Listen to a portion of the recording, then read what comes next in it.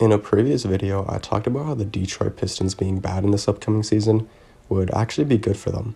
By being one of the worst teams in the league this year, the Pistons should be able to get at least a top 3 pick. While it might be hard for Pistons fans to watch games this season, at least all of those losses will be for a good cause. That being said, the Orlando Magic are currently in the bad position that the Pistons were in. They've made the playoffs these past 2 seasons, but other than their mastery of Game 1s, this core hasn't figured out how to win Game 2, 3, 4, or 5 of a playoff series. On top of them not being successful in the playoffs, their young core has a lot of question marks. Jonathan Isaac is their best young player. He has star potential, but he's also had a ton of injury problems. Other than him, there's Aaron Gordon, who looks like he's kind of plateaued as a solid role player, and markellefultz, who is pretty good but still has some work to do, and Mo Bamba, who is yet to live up to the hype Sheck West created for him. There are also a few other guys like Cole Anthony and Chuma Okeke that have potential, but the more you look at this roster, the more you start to notice the glaring issue with this team. The Orlando Magic don't have a franchise player to build around. As currently constructed, the Magic are solid, but that hasn't gotten them anything. Orlando has some good veteran players like Vucevic and Evan Fournier, but I think the Magic would be best served to move on from those guys and embrace a youth movement. At the start of the season, I expect Orlando's lineup to look like markellefultz at the 1, Evan Fournier at the 2, James Ennis at the 3, Aaron Gordon at the 4, and Vucevic at the 5. And then off the bench, I think guys like Cole Anthony, Dwayne Bacon, T. Ross, Chuma Okeke, the rookie, and Mo Bamba should be getting the most minutes off the bench, more minutes than guys like, veterans like Aminu or MCW. They should just be giving minutes to the young guys and letting them develop and letting them get experience. Unfortunately for this Magic team, there's a good chance that they take another step backwards this year. In the 2018-19 season, the Magic went 42-40 and were the 7th seed. Going into the 2019-20 season, it was thought that they might be able to improve upon that record since they were bringing everyone back and their young guys might get better. But last year they went 7 games under 500 at 33-40. This year the Magic are going to be without Jonathan Isaac, as well as DJ Augustin, who signed with the Bucks. Augustin may not seem like that big of a loss, but he was a really steady presence on this team. He never put up crazy stats with the Magic, but Orlando was a better team when he played. These past 2 years, the Magic were 5-12 in games that Augustin didn't play in, versus 70-68 when he did play. In the long run, they're better off with Cole Anthony, but the Magic would be more competitive next year if they still had Augustin. As far as the guys they do have, Fultz is probably the most interesting player. As a former number 1 overall pick, he's yet to live up to those expectations, but he was a solid player that started on a playoff team this past season. The main thing with Fultz is that he needs to add a jump shot, more specifically a 3-point shot. He's a good playmaker, he can get to the rim, and he was surprisingly good on defense as well.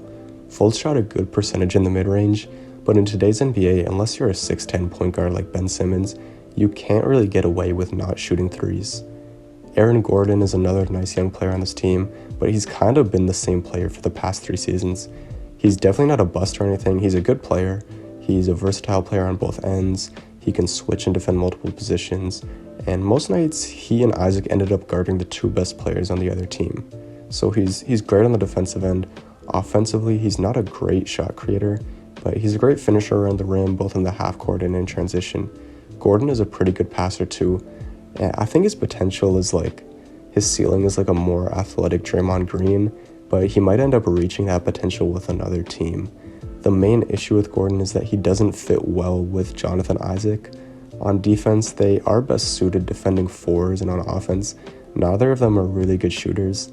So I think what the Magic are going to do is they're going to wait for Isaac to come back next season and see if the fit with him and Gordon gets any better, and if it doesn't work, I could see the Magic moving on from Gordon at that point, but I could also see them maybe even holding on to him. I know Isaac is younger and he probably has higher upside, but at the same time, he does have some injury history, and he has shown that he's not the most durable player, so I mean, the Magic will have to see.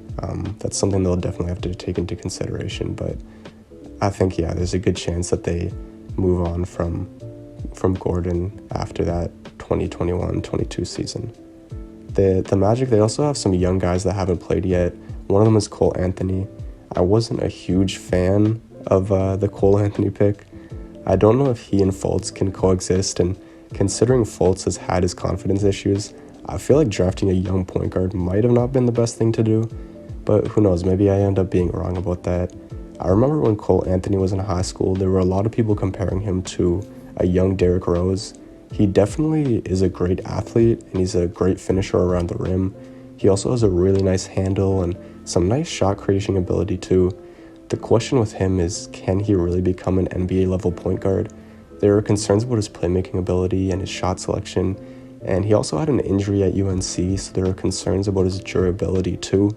Obviously, we'll have to see how he looks in his rookie season before we can really judge him. I just feel like trying to play Cole Anthony and Markelle Fultz alongside each other is going to end up kind of being the same thing, same problem as Isaac and Gordon that they have playing with one another. They just might not fit. So I feel like it's going to come down to a point where the Magic have to choose between either Fultz or Cole Anthony. The Magic also have Mo Bamba still. He's still pretty raw at this point. He has 3-point range and he's shown flashes on both ends, but he still needs to put on some more weight. I'd honestly like to see the Magic trade Vucevic and just let Bamba play like 25 to 30 minutes a game. I understand that he might have a lot of room to grow, but at the same time, how much are you really going to improve when you're only getting played like 15 minutes per game? Dwayne Casey has already said that he plans to throw Killian Hayes into the fire and start him for the Pistons this year, and I'd like to see the Magic have that same mentality with Bamba. If he ends up being bad, then so be it, but as of right now, I mean, he's worse than Vucevic at the moment, so yeah, even if he's bad or whatever, you'd be helping your chances of getting a top pick by starting him.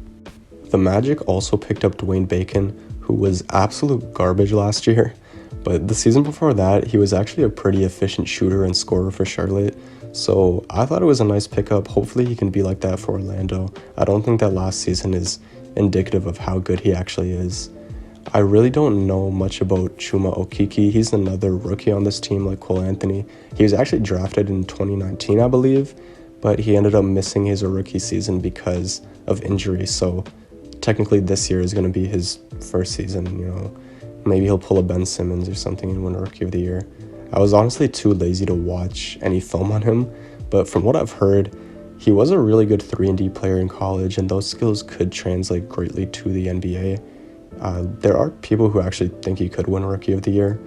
We'll have to see, I guess. Again, I'm in no position to really say anything negative about him, just because I don't know too much about the guy.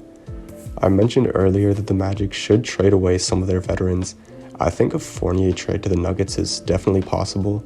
These teams could simply just swap Gary Harris for Fournier. Maybe the Nuggets throw in a future second or first in this deal as well.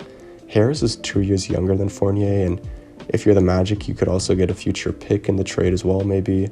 And then for the Nuggets, Fournier would be an upgrade on the offensive end for the Nuggets. He's a better shooter than Gary Harris, and he could also take some pressure off of Murray and Jokic because he can create with the ball in his hands. Plus, Fournier's contract is expiring, so the Nuggets would have some more cap space going into the 2021 offseason by trading for Fournier. There's also a possibility of a Fournier trade to the Celtics. The trade would work, you just can't include trade exceptions on NBA Trade Machine for whatever reason, so it actually works, it's just being annoying. The Celtics, they're going to be having a few inexperienced young guys coming off their bench next year, so I feel like they're definitely going to try to use their trade exception on some veteran players, and getting Fournier could give them a very reliable sixth man who can shoot really well off the bench and score really well off the bench for them. And then in return, Orlando could get a young guy like Romeo Langford and also a future pick to help with their rebuild. Another move that the Magic could make is Vucevic to the Hornets. By signing Hayward to that 4-year, $120 million deal this season, it looks like Charlotte is trying to be as competitive as possible. Vucevic would be another all-star caliber player on this Hornets team, and he could be a really good pick-and-roll partner for LaMelo, Graham, Rozier, and even Hayward. In this trade, the Magic would be getting Zeller, who's an expiring contract, Malik Monk, who still has some scoring potential, I think, and the Hornets would also throw in a future first in this trade as well. So again, they'd be acquiring another draft pick to help with their rebuild. The most important thing is that these trades make the Magic worse, it commits them to a rebuild and gives them a better chance at a top pick in the 2021 draft. On top of that, it clears up cap space for them so they can use that to sign whoever. Hopefully they don't sign anyone to bad contracts or anything. If the Magic kept their roster as is, I'd say that they'd be good for about 30 wins. As I mentioned earlier in the video, they kind of declined from 2018-19 to 2019-20, so I could see them maybe declining a little bit more if they kept the roster as is, and getting, like I said, about 30 wins. But I think they're going to end up moving some of their veterans by the deadline. Basing my prediction off that assumption, I have the Magic finishing 13th in the East at 24-48. Hopefully the Magic can end up getting a good draft pick and selecting a guy that they can really build their franchise around. I'd like Jalen Green a lot on this team.